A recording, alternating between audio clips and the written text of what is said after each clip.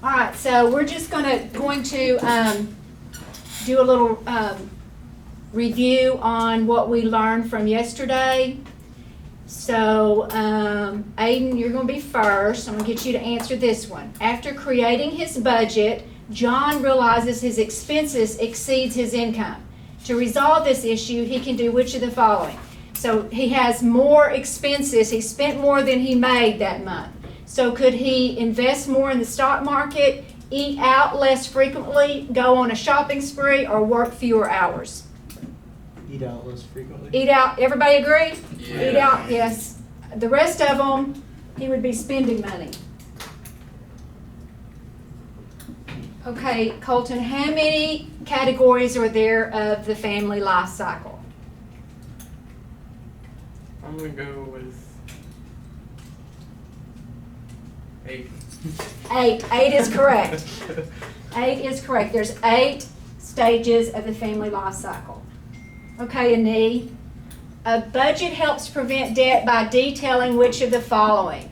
You're listing expenses, you're showing current debts, you're identifying shortages before they happen, or creating new income. What do you think?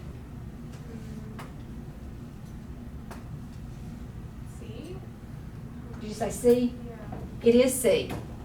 Yes, so you're identifying shortages before they happen, because if you're sticking to your budget, then you can look and see if you might be coming up short.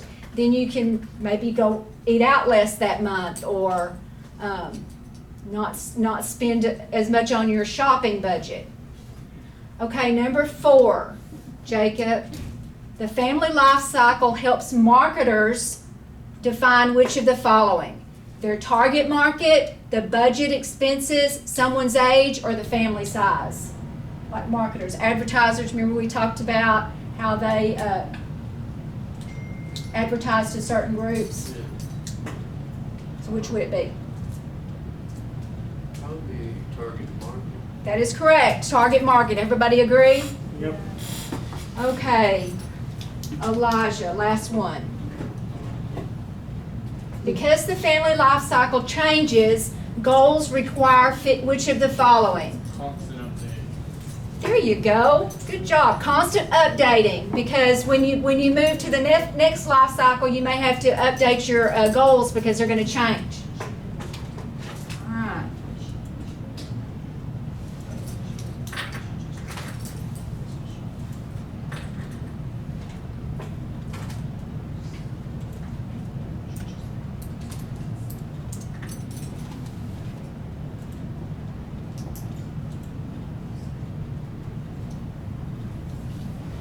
Mr. Selesky.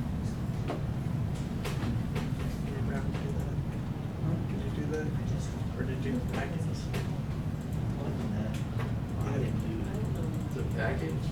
Or Mr. Selesky? Yeah. What do you do for package or? Okay, so we're going to talk about types of accounts. Where's that at? So we're going to skip over a little bit. So it should be on your packet. Page 4. Yes. Record, yes. Where it says CDs, IRAs, and other savings plans. So I'm gonna make this bigger. Okay. So we're going to talk about checking, savings, CDs, which stands for Certificate of Deposit, and 401k plans. So most of you know what a checking and a savings account are, right? We're going to get into more detail. What about a certificate of deposit? Does anybody know what that is? I have no clue. What? Yes, and so we'll go over that too. How about 401k plans? Anybody know what a 401k is? Is that like a retirement plan? It is, and it's through your job, and we'll talk about that too.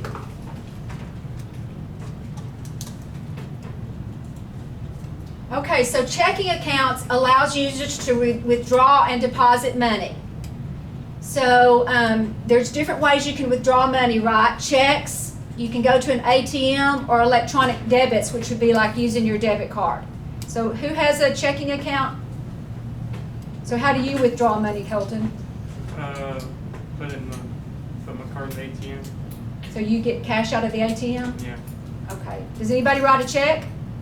No. Has anybody ever written a check on their checking account? Yes. You have?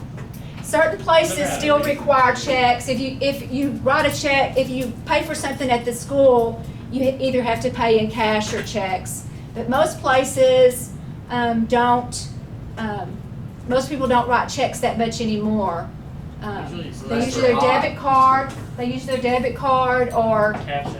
cash out of their ATM. And even if you pay bills like, your electric bill and your water bill and telephone bill, a lot of people do that online too. Cash out. So not much need for checks anymore. So some of the disadvantages of a checking account may be ATM withdrawal fees. So what would be an ATM withdrawal fee? Like if if you you go use- to Double J and you use ATM and like if you withdraw so much money, 5%. if you withdraw $40, it's like $242 to. So you're paying them to get your own money, aren't you? Yeah. That's So why that I could go be a to- disadvantage, but if you use an ATM machine that's at the bank where you bank at, so where do you have your account? BBVA. BBVA, okay, so if you go to one of their locations, it doesn't charge you, right? No, it doesn't. So that could be a disadvantage if you don't have any, a bank close to you or convenient, and you're paying ATM withdrawal fees. So withdrawal limits, there are some checking accounts that would limit the amount that you can withdraw in an ATM. So if you tried to withdraw more than I think I can only withdraw like $300. $300. Something like that. There's, different banks have different withdrawal limits, but say you needed, cash for something bigger, that might be a disadvantage. And then overdraft fees. What are overdraft fees? If You you gotta overspend on Pay it. when you go negative. Yes, they charge you a fee. I think mine's like $5 or $10. BBVA It's is probably like more than that. $30. Usually and we'll look at some banks Mine was later, about- but usually it's about $30, $35. Yeah. So if you write, Mine might have been because it was like the first time. I don't know. It wasn't that much though. maybe the first time, but then they give you a little mercy and grace the first time. But if you write a check for $5 and you only have $4.50 in your account, they may pay that check, but they're going to charge you $35. That $5 cost you a lot of money, didn't it? So that might be a disadvantage. Advantages include no monthly fee to keep an account open. So you want to find a financial institution or a bank that lets you have an account for free. So if you have most banks have student accounts which are completely free. And you probably have free online banking, free bill pay. That's if you go online and pay your bills, and free direct deposit. So what's direct deposit? Like How if are you your get a job check. can put that money in your account? Right. If you have a job, they just directly deposit it in your account. And most companies require you to have a bank account so that you can get direct deposit because they don't want to write you a monthly check either, or a weekly check either. Okay, so savings accounts, they allow you to save for something. So you're going to manage your money for some of your long-term financial goals and maybe your short-term financial goals. So you may want to have a savings account at a bank, for emergency. So you're not going to put it in your checking account, you're going to put it in a savings account because you can't get to it as easily, right? And it's drawing a little bit of interest. And we all need to have an emergency account. And the recommendation is $1,000. That needs to be like one of your goals, is to save up, for you guys it might just be $500. But for most adults in my life cycle and below, it would be $1,000 in an emergency fund. Because what would be an emergency? Like a flat tire? Well, yeah, if you had to get a new tire, you could get new tires on your car, if your car breaks, if your, dryer breaks. My dryer is not working, so somebody's House having burns to, down and you need somewhere to live. if you're what? I don't House think. burns down. Well, that would be a bigger emergency. Yeah. But Still $1,000 for That's those what little insurance things that come up that, won't cause you to stress you out if you don't have the money in your checking account because you've got that little fund, that little cushion in your savings account. So if you have $250,000 worth of funds insured by the Federal Deposit Insurance Corporation. So have y'all ever seen when you go in banks a sign that says FDIC? Yeah. Okay, so Food, drink, and interesting conversation. well, it could be that, but it's not. It's Federal Deposit Insurance Corporation.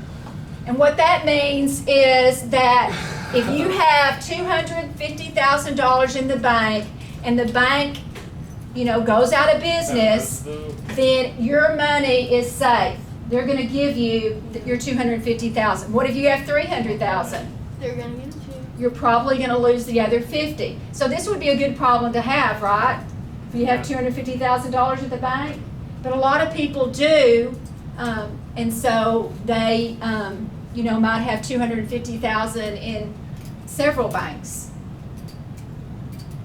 So the Federal Deposit Insurance Corporation came about after the Great Depression, because y'all studied about the Great Depression, right? Yes. So what happened? The stock market crashed. And everybody took their money out of the bank. So there was They thought the banks were like gonna close, so everyone went and took their money out of the banks all at the same time, Which and then crashed the bank. it crashed the banks. So Teddy Roosevelt made the law.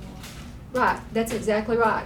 So, there was what they call runs on banks, and this last little thing could have caused a run on a bank, but, so, people lost their money during the Great Depression, so they didn't trust banks anymore. So that's what President Roosevelt did, instituted this law, He's so interesting. so that people would have more confidence in banks again.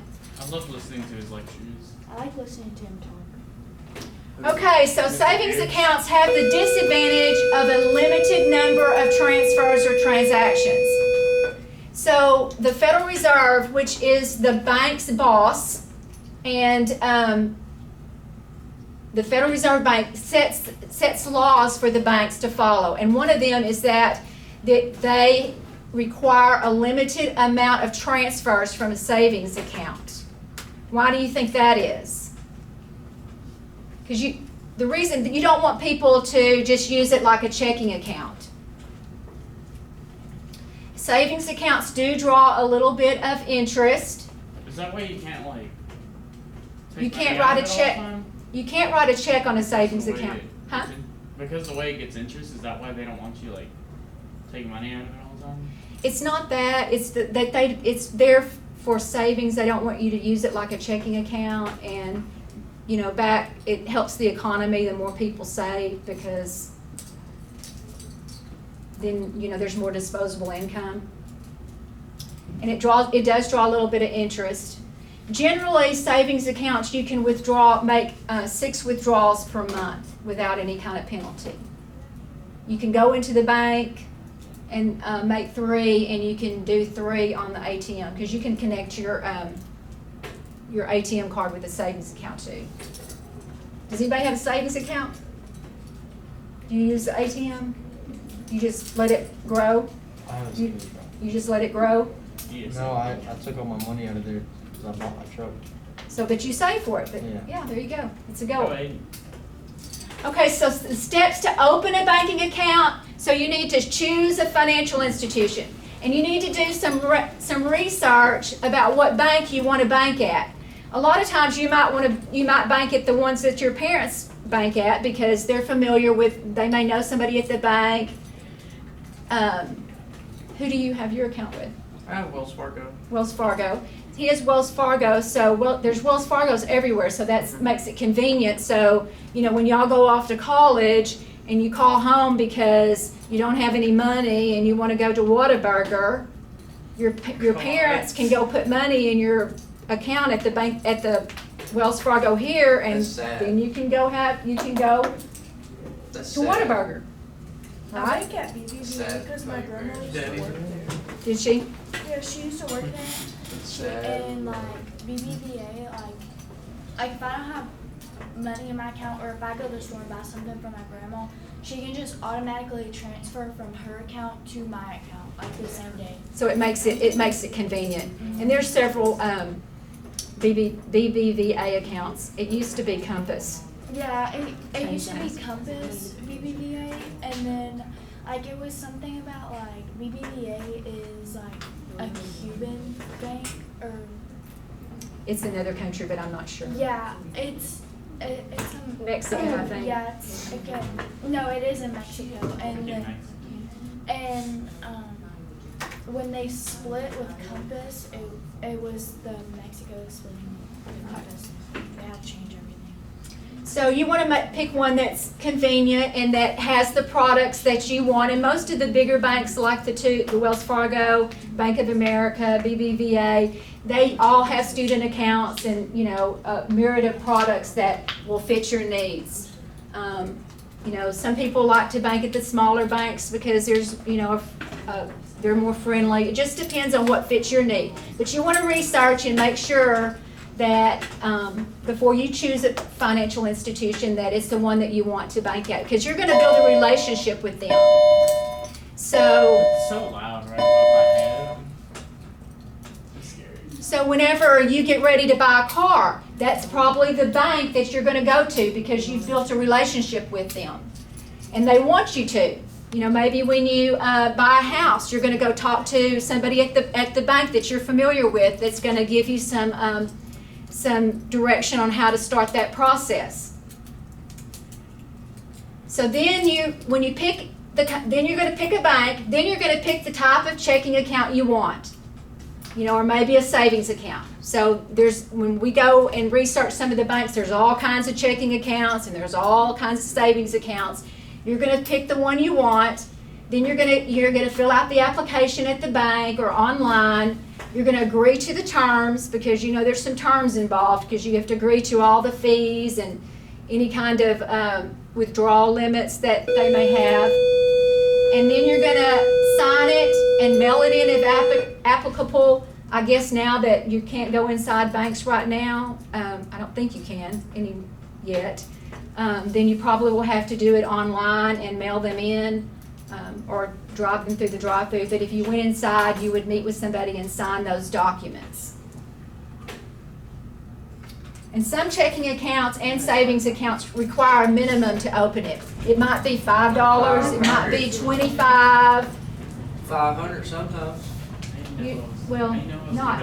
I mean, you have to have a minimum of $500 My mom's like, you ready to go? To avoid a fee, sometimes you do, yes. or even I get a lost- fee And I, like, after barely you put remember, $500 like, in. setting- So a couple was that weeks how ago, yours I was? lost my Or- debit card. That's how And I my couldn't dad find did it. that one I time. didn't know where it It was. was So, big, I mean, it was a like, big bank. in Yeah. the It was BBVA in app, Tyler. you just order a new debit card. It's the type of And account. like the day before my debit card came in, I found my old debit card in my bed. I almost No canceled good. my debit card, and then I found it under my truck seat. It's okay though, cause this one still says come. So if you lose your debit card and somebody else uses it, what happens? Yeah, Do you lose your money? No, that's You can wrong. like, Yeah, If you you might report make it a- as stolen at BBVA, they refund you the money. All banks But do. If you, but like if you lose it, you gotta like follow it. like, so I have the app, and it's like when I lost my card, I was like, I just went into the app and reported my card lost, and they blocked the card. Yeah, as long as you report it as lost or stolen, then and if somebody in the meantime uses it, they'll give you have to sign something saying it wasn't you, then they'll give you your money back. Okay, certificates of See, mine, that's, like, deposits. old. So most people call them CDs. It's similar to a savings account, but it has a few other restrictions. So a CD normally has a higher interest rate than just a regular savings account. So the reason they call it certificate is because they used to actually issue the person that opened it a certificate, a piece of paper. So if I go to the bank and I have $1,000 and I want to open a certificate of deposit, so I would give the bank my $1,000, and they would put it in a CD or certificate of deposit that earns a little bit higher interest rate than a savings account. But I have to pick how long I want it in there. So I could pick a term of 12 months, maybe 18 months, even all the way up to, maybe 7 years. So I can't withdraw any of that money without a penalty for that 1 year. So I'm making a commitment to the bank that I'm going to leave it in there for whatever term I decide. Do different like banks have different like rates? Penalties for Yes. taking it out? Most of the time, if you take it out, say I put $1,000 in there for a year, and 6 months from now I have an emergency and I need it, or for some reason I need to get it out, then or withdraw some. Generally, they charge you 1 month's interest. So you never lose your principal. You never lose that $1,000, but you might lose part of the interest. How much do you get from that? Do what? How much interest? Yeah, like It how much depends on the interest rate, and we'll look at some banks and what their interest rates are, and kind of determine, because you can shop around and get better, just like a car loan. You can shop around banks and get better interest rates. Sometimes credit unions have better interest rates. But CDs are a good place to put money that you're not going to need for a period of time, because you are going to get a little bit of interest on it. And Say my graduation money, say we graduated and we have whatever, you get money or whatever. You could put that in there or whatever, just keep it saved until you need it for school or whatever. Mhm. Does it have to be a year at the most? no, I You think have to tell them. some banks have 6 months terms, some 12 months. There's all different terms you can put it in there for. 2 years. The longer you put it in, the higher the interest rate. Because it makes sense, right? Because they're getting to keep it for longer. Because the bank's using that money, to lend out. So and CDs always have a fixed interest rate. So if they tell you, if I put $1,000 in there for 1 year and they tell me the interest rate is 2%, it doesn't change. Do you have to be a certain age to do that? You have to be 18 to sign any kind of legal contract. So you have to be when 18. I turn 18, I can open my own bank account. Yes, You can open your own at 7. because You have to have a parent. you have to have a parent. When you're 18, you can legally sign a legal document when you're 18. So that means you can buy a car on your own, open a bank account, that kind of thing. Carmen said she's on her own. Yeah, I'm on my own. And my mom doesn't bank there either. She doesn't Is it a bank. saving? What bank do you bank at? BBVA? Is it a savings account? Checking BBVA, and- I think it's 16 or 17. We'll check that out. We'll go to their website and check it out. But generally, you can't sign a contract until you're 18. I turned 18, I want to get my own. Financial.